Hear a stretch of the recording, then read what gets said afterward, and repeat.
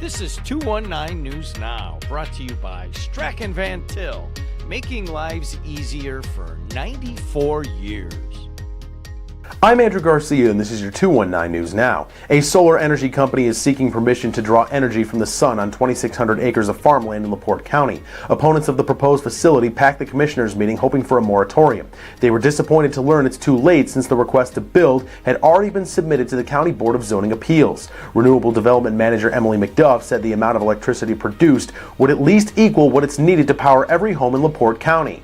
Some Democratic state lawmakers are blaming Republicans for Hammond school closures. The school board recently approved the closing of Kenwood, Lew Wallace, and Morton elementary schools at the end of the school year, a move that could save the district $5.6 million annually but force 1,100 students to relocate. State Representative Earl Harris said the recent defeat of a referendum was a signal from residents that they didn't want to keep picking up the tab of public schools Republicans have abandoned.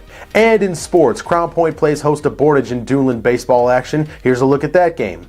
Crown Point has not lost since April 16th. Now the Bulldogs look to complete the season sweep of Duneland foe Portage after a win over the Indians on Tuesday. Bottom one, CP with an early chance. Logan Cotton drills one that goes all the way to the fence in center field. Noah Ehrlich comes in to score. Bulldogs draw first blood. Later, it's now 3-0 and CP looks for some insurance, and guess who answers the bell again? Cotton goes upstairs and pokes one back up the middle and through. Austin Leeming has to wait for it to get through, but when it does, the senior scores from second base. It's a 4-run lead for the home team. The hit parade continues in that same fifth inning. Linus Sheridan uses the opposite field. The senior brings home a hustling Logan Hatt. Portage, though, has some trouble in the throw to third base. That allows Brandon Aid to come home. 2-run score on the play. CP adds on and never looks back. The Bulldogs go home happy with an 8-0 victory and complete the sweep of Portage.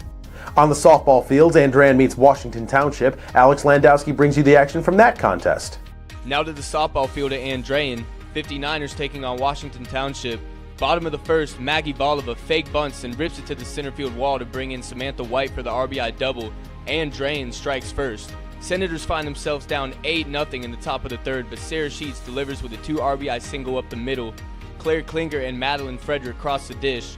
Washington Township gets on the board, but here's Andrean in the bottom of the fourth, building onto its lead. O.C. Reiser smacks one in the hole, which scores Addison Kammer and Shay Spillman. Top of the fifth, Reiser now on the mound. She gets the Senator batter to ground out to herself, and the 59ers beat Washington Township 14-2. To read up on more local news and headlines, visit JEDtv.com and NWI.com. I'm Andrew Garcia, and this has been